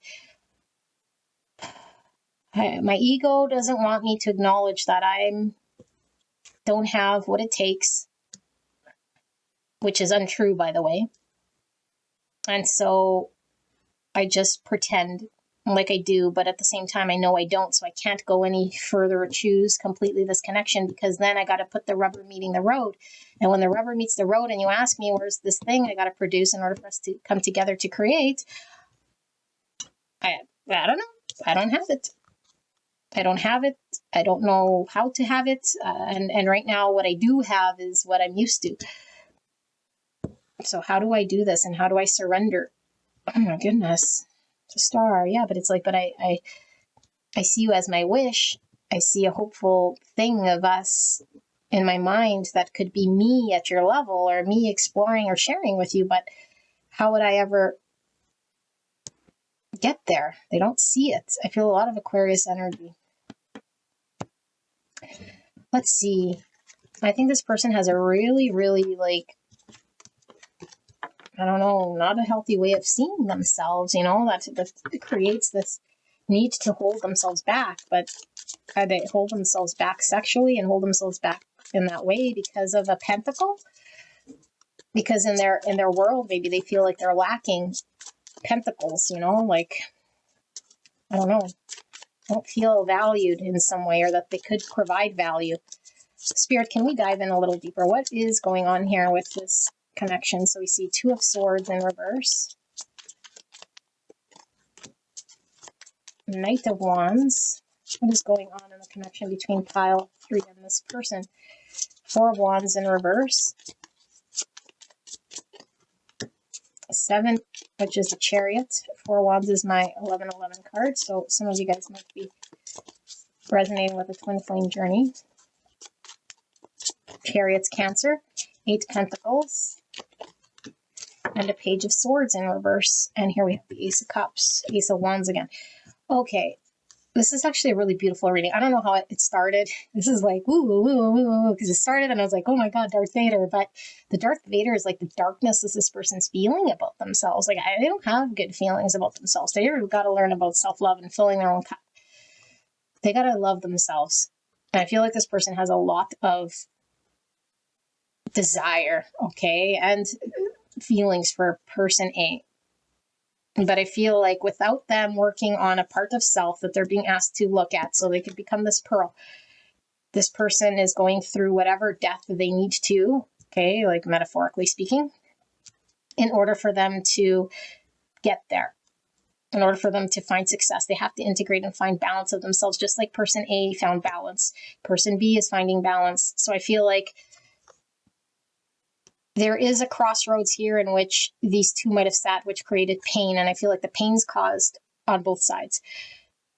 Okay, but I feel like person A is coming into an understanding here where they are not heartbroken over the fact that maybe person B is where they're at. They come to an understanding. And so they understand there is really no choice here.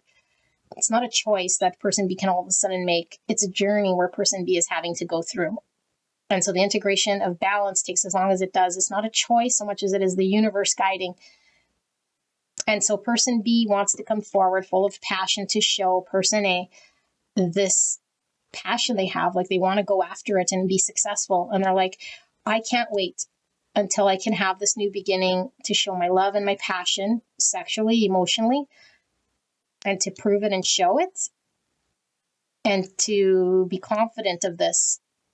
And so in order for me to be there, I have to have the practical thing and come up with the practical thing that I'm going to commit to and dedicate myself to creating, whatever it takes. And they say, I can't come forward prematurely, no matter how attracted I am, because I have nothing to create the stability. I can't say let's move forward and then there's nothing to plant, nothing to stabilize, no foundation I could build, because I'm like, what can I build with attraction is what I hear. Like, what can I build again with my sexual energy or my desire to experience this person? I can't really build anything of substance, but I can use this to project out into the future of what I want. And so I don't want to be premature because I don't understand right now how to create that stability that would need to happen right now, that would be successful. I don't understand it or see it, so I don't want to talk about it. But there's like a knowing that it would happen or that I'd come out of this confusion. But I'm experiencing a lot of pain here by being silenced in some way. But at the same time, it's like I feel this person still enjoying you, because I feel like you, again, person A, because person A seems to be accepting of person B. And so I feel like person B is like really working on whatever they need to work on according to them so that they could be comfortable in their confidence in order to come forward and like, I don't know, like claim this connection.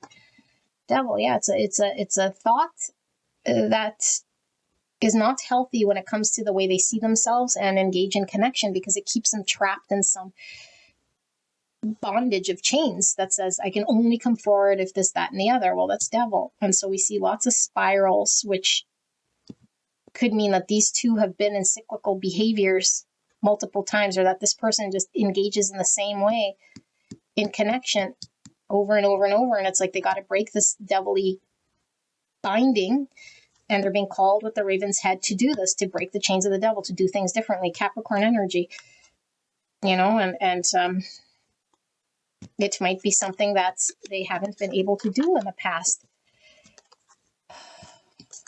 Let's see. I feel like I'm missing something. So let's just see. Spirit, for pile number 3.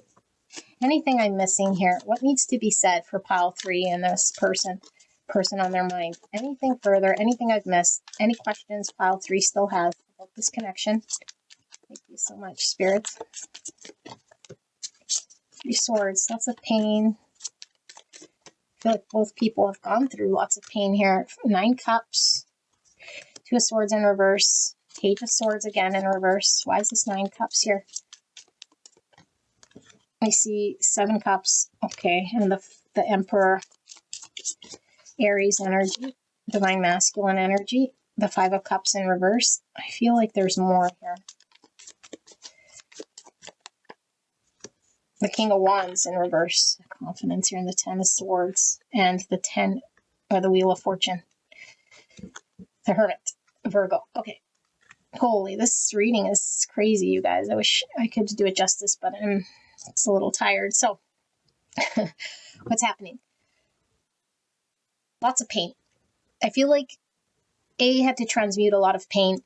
This connection, I do feel, has created painful situations on both sides, because I feel both sides want to be together here, both sides. Okay, but B is going through a lot of self-worth issues. They're having to do the inner dive of themselves. We saw the Devil. We're seeing 9 cups, 7 cups. And so for me, that can talk of addictions.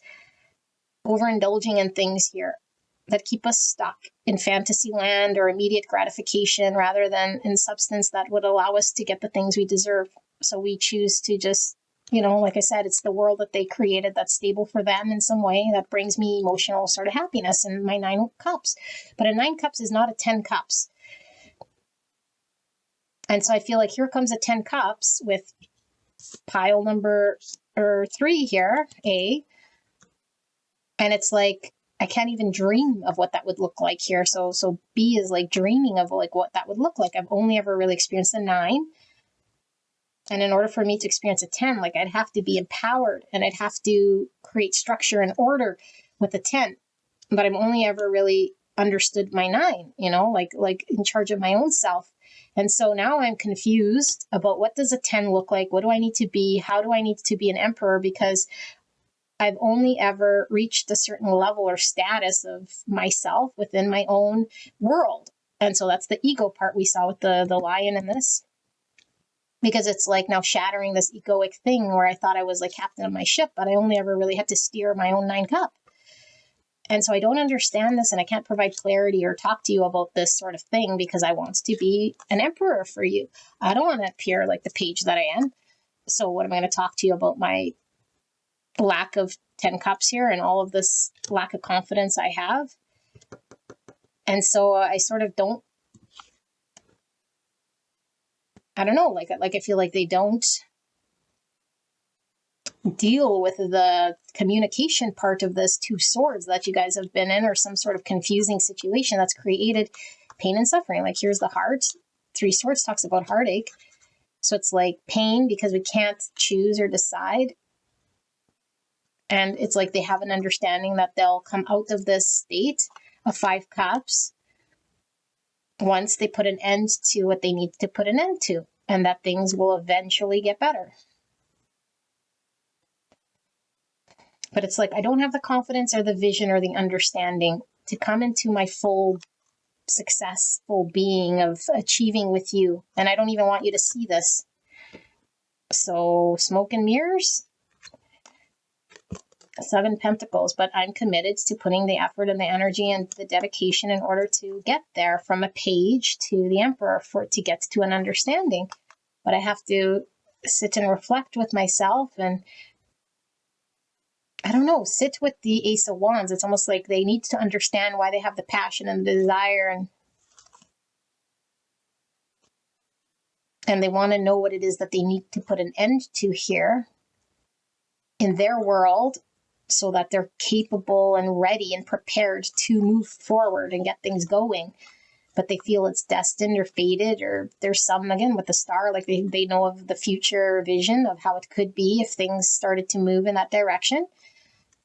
But they feel like they have to put an end to some part of their world. And I think it was that 10 Pentacles in reverse. And it's like the 9 Cups I experience in my world, the 10 Pentacles I created in my world, the egoic story I told myself of the success I had in my world comes tumbling down when I make a change or choose person A. And then I'm no longer in control or up at the pinnacle.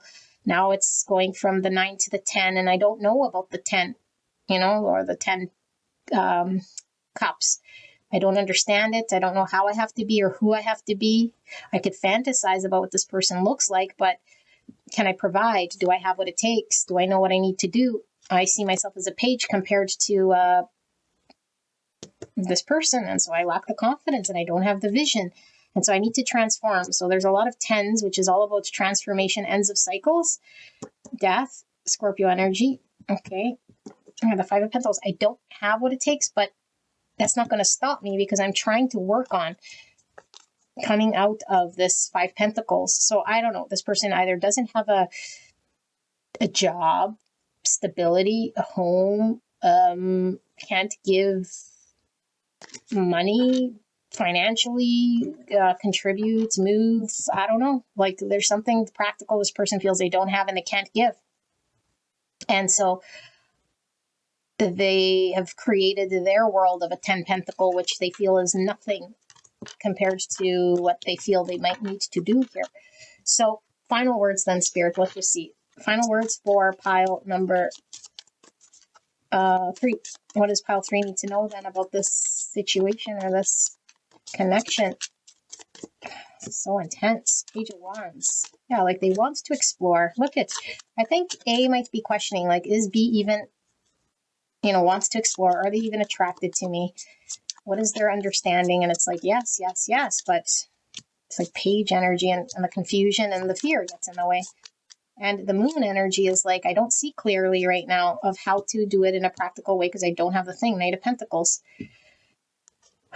Ace of Swords is the truth. And there's a 5 swords. Yeah. So I think A, I'm pretty sure is you. You wanted to have clarity and truth and honesty, I think, from your person. And you want to have a new beginning. And I think you've gone through quite a bit of cycles. You want honesty, okay? And I don't feel like person B can even give themselves honesty at this point in time because they feel like when they're ready to act, that's when they can sort of talk about these things. And so I think they created a lot of struggle and challenge here. And it's a form of sabotage because they still feel like they're in wand energy or wand page energy, and a wand isn't going to pay the bill, or the wand isn't going to make shit happen. The wand isn't solidifying anything. And so I need to make shit happen here with this wand. And so I think they're like hoping for some magical way of doing this because they don't find it or they don't know how to get there. So the star is like, again, like I wish and I hope and I pray, and 7 cups, like fantasy, like I can't be that person or I don't see how to get there. And I want to make it happen, but they're really focused on the pentacle realm. And it's like, there's this delusion because I don't see myself clearly. Therefore, I can't be clear about this connection. Therefore, I provide no certainty to you or clarity because I'm in the illusions of my fears that I can't seem to get out of with the devil and trying to, I don't know, magically come up and think of a way to be better and to be more than just a page for you. Like, I want to come up with that idea. Like, I don't know, they think it's going to fall in their lap. 7 of Swords. Yeah, I got to get out of this lie that I have that I'm resisting, like the authenticity. I think they know this, but it's like, then I have to come with the truth. And what is the truth? Like, we know what the lie is, but then what's the truth? That's the problem. I don't think this person has a problem with admitting at some point that, yeah, this wasn't true, but how they've been acting. But it's like, when I admit that it's not true, then that means I got to come then with what is the truth. And that's the part they're still figuring out. They don't know. They don't know if they have pentacles. They don't know because they're still in the cloudiness. Wow, that's pretty interesting, isn't it? It's not like they're still convinced that they're like in denial. I don't think this person's in denial. They know what they want. And maybe they're upkeeping in the physical world this like confusion, trickster energy, but they know they're not fooling themselves, and maybe they know that the situation is just sort of under wraps here. But they are in heavy moon energy when it comes to reality of making shit happen and what they think needs to happen and understand. So they're avoiding any sort of, rocking the boat at this point in time or talking about any of this stuff. So I'll just kind of keep it vague for now, because even this take responsibility until I can do the thing. I don't want to even look at the thing. So pile number 4, pile number 3, that's your reading. I hope this helped you, and I'll see you at the next one. Bye-bye.